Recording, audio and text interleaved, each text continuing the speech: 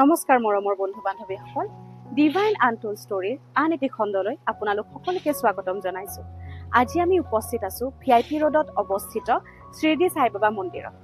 আহক এতিয়া আমি ভিতৰলৈ গৈ আপোনালোকক মন্দিৰটো দেখুৱাবলৈ চেষ্টা কৰোঁ।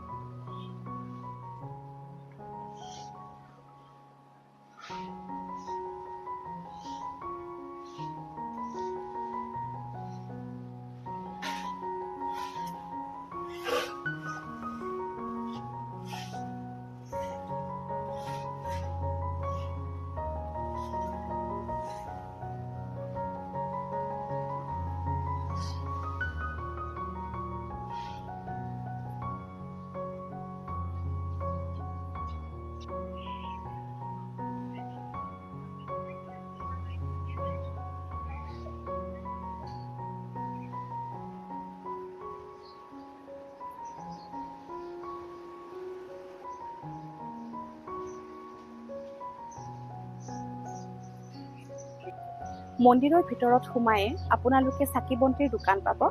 তাতে আপোনালোকে চাকি বন্তি ধূপ লৈ পেলাই মন্দিৰৰ ভিতৰত জ্বলাব পাৰিব।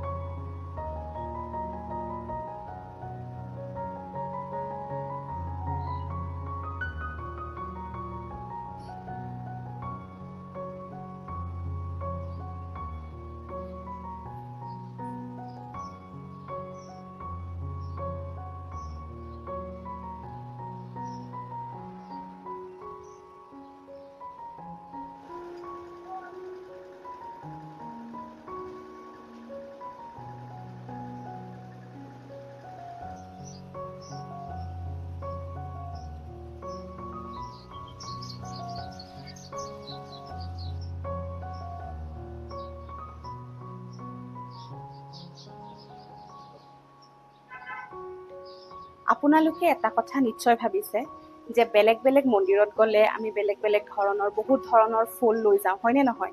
কিন্তু ইয়াতে মই অকল এপাহি গোলাপে লৈছোঁ, কাৰণ গোলাপ ফুল সাই বাবাৰ বহুত প্ৰিয়। তেওঁ গোলাপ ফুল বহুত ভাল পায় আৰু সেইকাৰণে তেওঁক ভক্তই গোলাপ ফুলেই দিয়ে। তেওঁক গোলাপ ফুলেৰে আচলতে পূজা কৰে। আহক এতিয়া আমি ভিতৰৰ মেইন মন্দিৰটোলৈকে যাওঁ।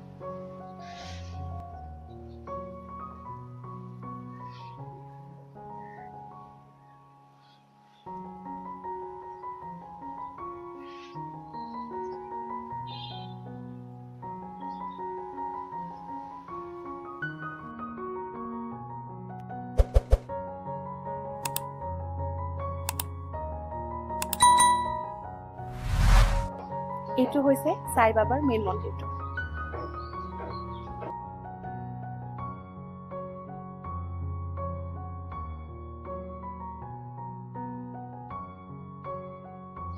আপোনালোকে সাই বাবাৰ বিষয়ে জানেনে? তেওঁ কোন আছিলে, তেওঁৰ জন্ম কেতিয়া হৈছিলে, তেওঁক কিয় মানুহে পূজা কৰে? আজি সেই বিষয়ে মই যিখিনি জানো আপোনালোককো জনাবলৈ চেষ্টা কৰিম। তেওঁৰ জন্ম হৈছিলে 1838 চনত আৰু তেওঁ এজন স্পিৰিচুৱেল মাষ্টাৰ আছিলে। তেওঁ মানুহক ভাল পাবলৈ শিকাইছিলে, মানুহক ক্ষমা কৰিবলৈ শিকাইছিলে, মানুহক সহায় কৰিবলৈ শিকাইছিলে। তেওঁ সদায় মানুহৰ যিটো মৰেলিটি হয় সেই মৰেলিটিৰ ওপৰত গুৰুত্ব দিছিলে, সেই মৰেলিটিটো বঢ়াবলৈ চেষ্টা কৰিছিলে। তেওঁ মানুহক শিকাইছিলে মানুহে কেনেদৰে নিজৰ মানসিক শান্তিটো বিচাৰি পাব পাৰে, মানুহে কেনেদৰে ভগৱানৰ প্ৰতি আৰু লগতে নিজৰ গুৰুৰ প্ৰতি শ্ৰদ্ধা আৰু ভক্তি বঢ়াব পাৰে।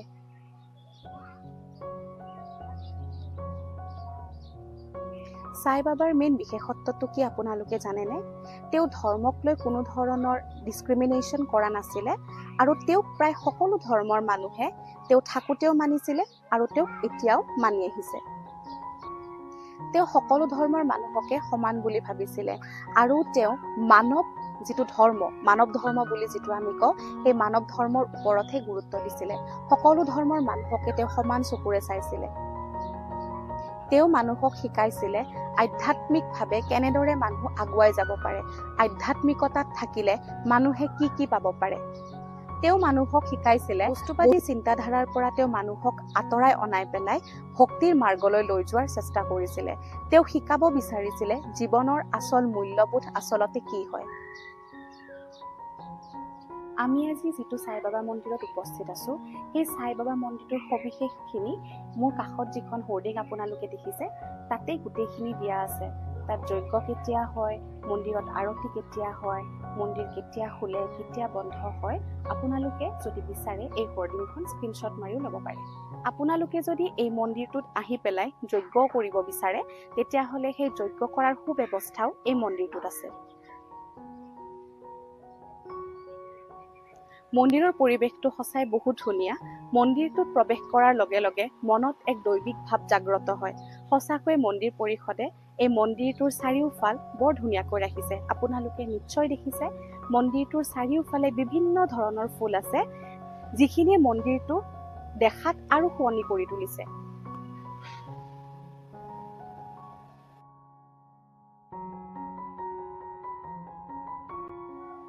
আপোনালোকে এই সাই বাবাৰ মন্দিৰটোত যেতিয়াই বিচাৰে তেতিয়াই আহিব পাৰে।